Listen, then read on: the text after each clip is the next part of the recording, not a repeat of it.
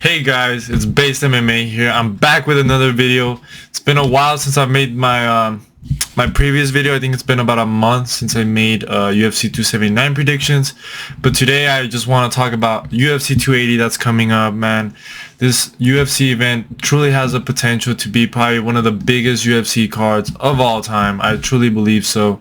And I just want to go through it, man, because man, is there so many incredible fights on October 22nd that I absolutely cannot wait for, and I'm sure most UFC fans, if you're probably watching this, you're looking forward to Oliveira versus Makhachev. But just so many incredible fights. Bilal Muhammad versus Sean Brady. This is gonna be a good one. I look, this is not my official prediction for UFC 280. I'll probably make another video putting my predictions. I have to, some of these guys I haven't watched that much footage on, like Sean Brady. I haven't really seen a lot of him. I've seen a lot of Bilal Muhammad. I've seen a lot of Caitlin Shukag. I'm botching that last name. Shukagin? Benil Dariush Gamrot. Yeah, that one's gonna be a good one too. I think a lot of people are sleeping on Gamrot, but Jan versus O'Malley, crazy fight. That's such a random fight that they made. Aljamain Sterling versus TJ Dillashaw. I think that one's a 50-50 too. Charles Oliveira versus Islam Makhachev. An incredible main event, man. Just a stacked card. This is what the UFC wants. When we talking about cards that are pay-per-view worthy, this is pay-per-view worthy. And you get, no disrespect to UFC 279, but definitely not pay-per-view worthy. There was only Tony versus Nate. I mean, I know that all the fights kind of got switched around, but Nate versus Hamzat, even Nate versus Hamzat is not it's not a pay-per-view worthy. I mean, I get that Nate Diaz is a star, but he's not Conor McGregor. He's not Conor McGregor, and I don't know if they have even revealed how much pay-per-view numbers UFC 279 made, so that should tell us something. That I don't think it did that well, but it was Nate Diaz's last fight on his contract, so they wanted to give him a big main event, pay-per-view worthy. But I think that was a mistake on the UFC. I would have told Nate Diaz, wait for that Conor trilogy and then make that the retirement fight for both of them. Honestly, they should probably be their last fight. But that's a big fight. You make Conor McGregor versus Nate Diaz 3, the trilogy, two veterans of the sport now, two guys that are at the end of their career, and I think that would be a lot more entertaining of a fight, a lot more entertaining of a build-up. Why would they? I don't understand why they did Hamzat versus what they were trying to do, Hamzat versus Nate Diaz, and the MMA gods did not allow it. It did not allow that to happen. But there's been so much UFC news, and I did kind of want to make a video about UFC 279 because I did the predictions, but I never made I did record a video, but I didn't think it was good enough. But I feel like I should talk a little bit about UFC 279 and how that card played out. The Leech versus Daniel Rodriguez. I'm going to get a lot of slack for it because I know most of the MMA community thought it was a robbery. I actually thought it was a lot closer. I remember watching that fight and thinking that Daniel Rodriguez might have edged out 2 rounds.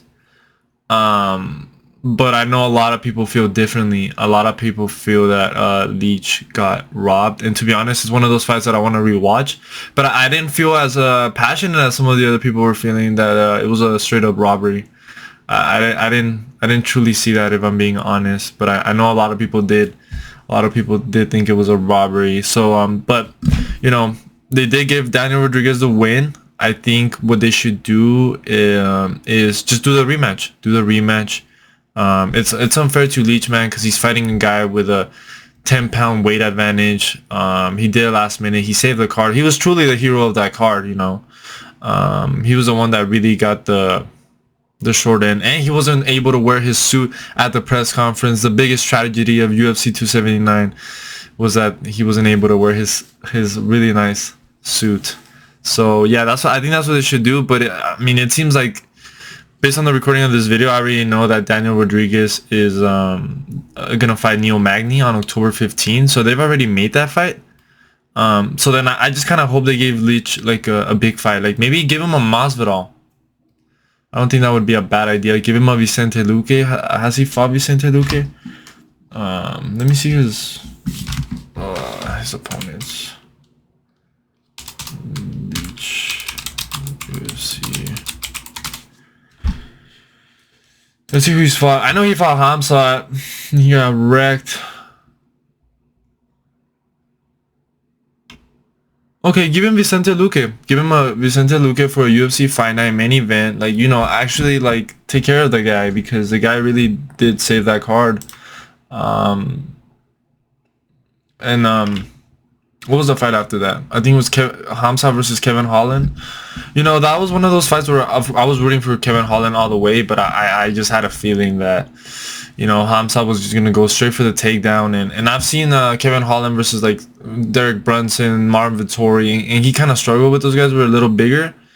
And Hamzat just has a different style of wrestling that, you know, like he and Kevin Holland did good in that first round. Like, no lie, like you could tell, like his what do you call it, like his spins, or like how he was trying to get out of the takedown, like that was really impressive. But Hamzat is just so freaking strong, and like it just kind of proved that guy is a problem for everybody at 170 and at 185, I believe, because he's a big guy, and he has knockout power. He's knocked out people at 185, so that Hamzat's a problem. But the thing is with Hamzat, I know he became the UFC's main villain overnight, but it seems like, based on, I saw an interview with his coach, and they were saying he was saying that Hamzat's kind of struggling to make 170. I guess maybe because of COVID, or his body's just struggling to make 170. So I think 185 is a move, is where he should be at, if I'm being honest. I think there's room for somebody like Hamzat to come into the middleweight division, because Adesanya and Robert Whittaker, they've kind of gone through the whole division. So I think there's in desperate need of a contender. Let's see if Alex Pereira could get it done at UFC 281. I don't believe he will, if I'm being honest. Like, I know a lot. I mean, obviously he knocked him out in kickboxing, but it's kickboxing, and just based on the last couple fights that Izzy has been in, he plays it incredibly safe. And I just think it's gonna be more of the same against Alex Pereira. I don't really see, unless he catches him, which would be great, because I think Izzy's a really boring champion, and the true champion in that division is Robert Whittaker, who got robbed in that second Izzy fight. So I would love to see Hamzat fight Izzy. I think that's actually a good style fight for him, and because the welterweight division is kind of not, I wouldn't say that it's busy right now, but like obviously the Usman Leon trilogy, they're probably gonna do that next, probably early next year or mid next year. And then well, we don't know what's going on with Colby. I wanted to see Colby Covington versus Hamzat, and even though I think it's a scary fight for Colby, and I'm a big fan of Colby Covington, I think that was a fight that needed to happen. But it just seems like Colby's not really like, he hasn't talked about, like, I haven't seen, I don't know if he's done an interview since the Masvidal fight, since the whole incident with Masvidal, but I don't believe he has. But I want to see him back in the octagon. If Hamzat moves to 185, I think Colby Covington should probably fight the winner of Bilal Muhammad versus Sean Brady. I think that would be a really good fight, or maybe a Neil Magny. I don't know, but Colby Covington needs to be active. I think he's definitely I think he's wasting kind of his prime years right now, and I think he needs to fight actual contenders. You know, I know he wanted that Dustin Poirier fight, but no, Dustin Poirier's at 155, and he seems like he could still get Dustin could still get another shot at the title before it's all said and done. So, you know, it's very interesting to see what happens. And I think if Hamzat moves to 185, I would love to see him fight like a Martin Vettori, Paulo Costa. Maybe Jared Cannonier? No, keep that one. Could he? I think he could beat Jared I don't know. I think it's more interesting because, like, there's some guys, there's a lot of strikers at middleweight. So it would be interesting to see how Hamzat would do against some of those top middleweights. But I would give him Paulo Costa just because there's already built-in beef in there, and they've been kind of going back and forth in the UFC 279 fight week. They've already been kind of going back and forth. So I think that's the fight they should try to make. I would want them to make it for December, but I don't know if that's way too soon for that UFC 282 card. That would be incredible if they did that. But yeah, I think there's a lot of options for Hamzat. I think that he should try to stick to 185. I think that if Usman would have won the the second fight against Leon Edwards, then I think obviously Hamza should probably stay at welterweight and get that title shot. I don't know if he would have gotten that title shot after missing weight and fighting Kevin Holland. I don't know if that warrants a title shot, but maybe he could have, just because there's nobody else.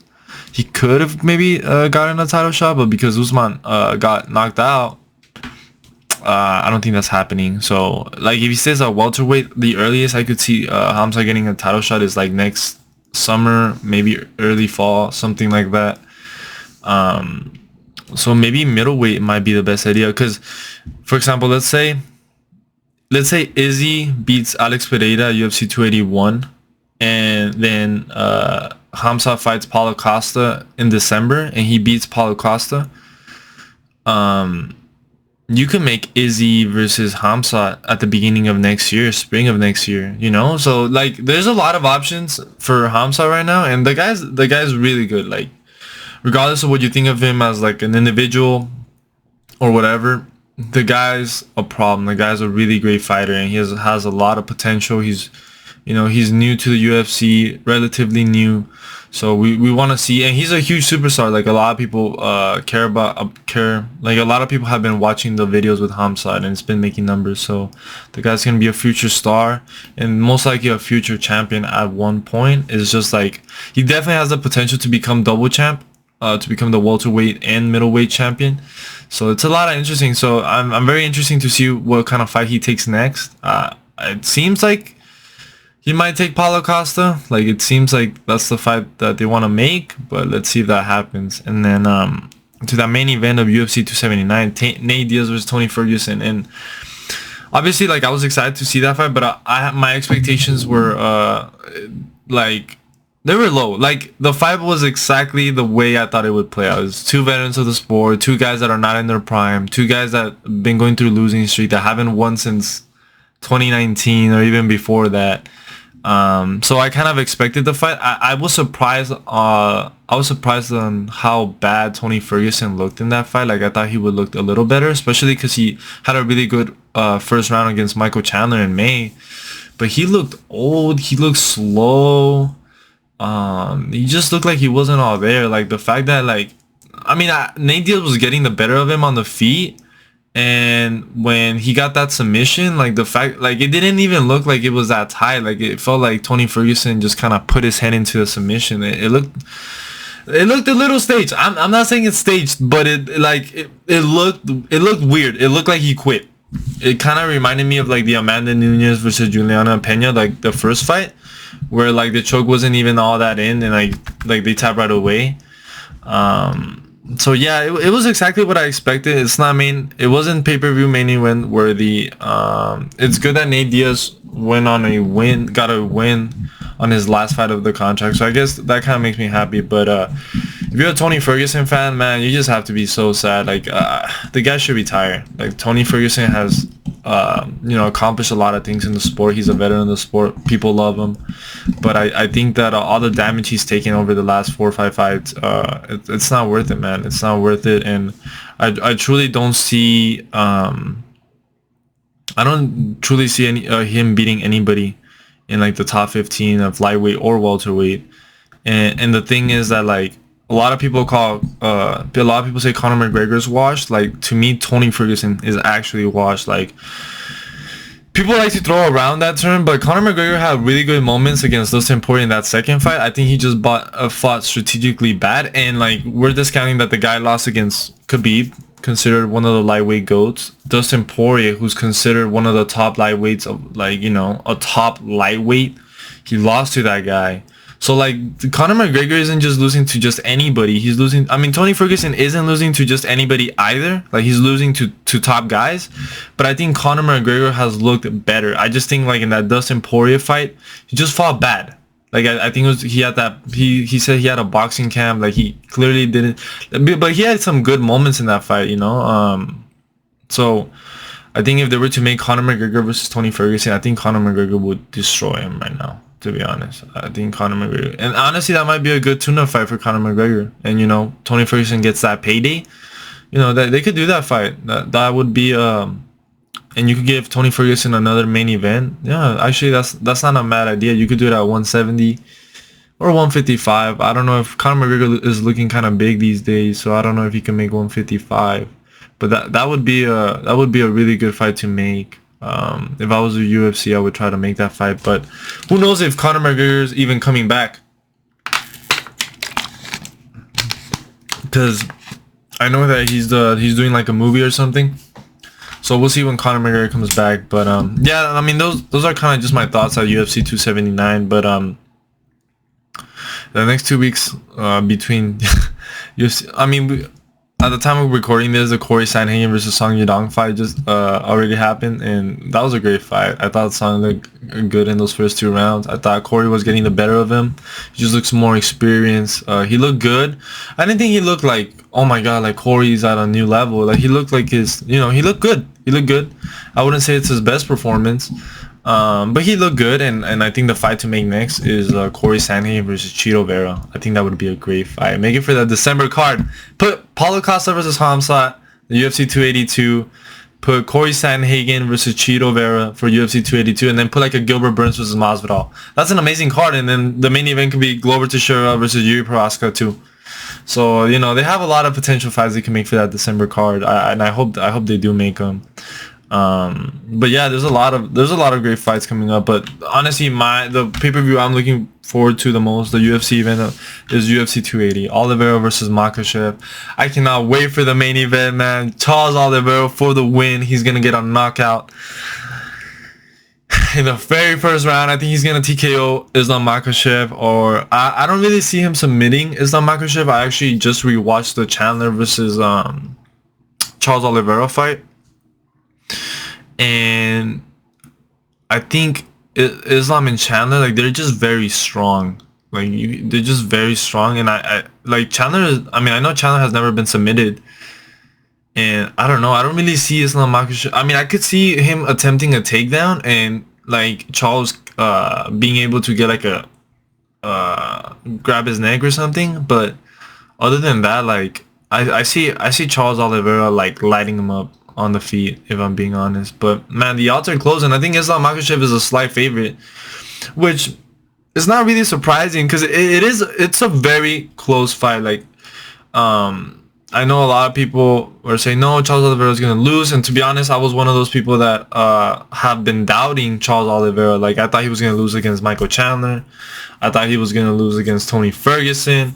I thought he was going to lose against Dustin Poirier. And he's been proving me wrong and wrong and wrong again. And last time I did pick him against Justin Gaethje, even though I was a little bit worried that day before because he missed weight. And I just thought maybe he's having a rough weight cut or whatever, but he looked phenomenal just against Justin Gaethje, man. He just destroyed Justin Gaethje in that very first round. So I think the momentum is on Charles Oliveira's side. The guy has looked incredible. His confidence is all the way up. He's proven all the doubters wrong, and I think he'll get it done at UFC 280. But and also Islam Makhachev, he never really actually fought like a contender. Like, I know they gave him the title shot, and to be honest, I'm not mad. Like, I'm not one of those people that was like, oh, Islam Makhachev doesn't deserve the title shot. Like, I think it's fine that he got the title shot. I mean, there's nobody else for Charles Oliveira to fight at the moment, and it's a very interesting fight. Like, it's a big fight. It's a big fight, and I want to see it. So I don't really care if Islam Makhachev didn't necessarily earn that title shot. I still wanted to see this fight, but I mean, who knows? It might be too much for Islam Makhachev. He hasn't really fought a top contender, and Charles Oliveira has literally just gone through the top contenders. But it would have been nice to see that Islam Makhachev versus Beneil Dariush fight that kind of got canceled. That would have been a good pre-fight for Islam Makhachev before the title. But we'll see. I mean, if Charles Oliveira gets it done at UFC 280, man, I personally, I feel like there's no denying that he's a lightweight GOAT. That he's the best lightweight of all time. And the fight for Charles Oliveira after that, in my opinion, would have to be Alexander Volkanovski. That's a mega fight, at least for the MMA fans, the hardcore MMA fans. You make Charles Oliveira versus Alexander Volkanovski for the 155 lightweight title. Oh my goodness. If Charles Oliveira gets it done, then pound for pound might be the best fighter we have right now and in the UFC. And also like Alexander Volkanovski, you know, the guy has looked phenomenal. He's looked unbeatable. So that's a mega fight. I think Alexander Volkanovski, I think he would have a better shot against Charles Oliveira. Just because Charles Oliveira, he has been dropped a lot in his last 3 fights. He's been dropped in every single one of his last 3 fights. So eventually, like that, eventually it does catch up to you. And but the only way I really see Charles Oliveira going out is for him to get knocked out clean. But yeah, I mean, this card is phenomenal. I mean, Aljamain Sterling, TJ Dillashaw, Peter Yan versus Sugar Sean O'Malley. There's so many incredible fights, and it's around the corner. It's about to be October. These fights are around the corner. But anyway, guys, I just want to kind of give you guys some of my thoughts on UFC 279 and UFC 280 that's coming up. I hope you guys are having a good day, and I'll see you guys on the next one.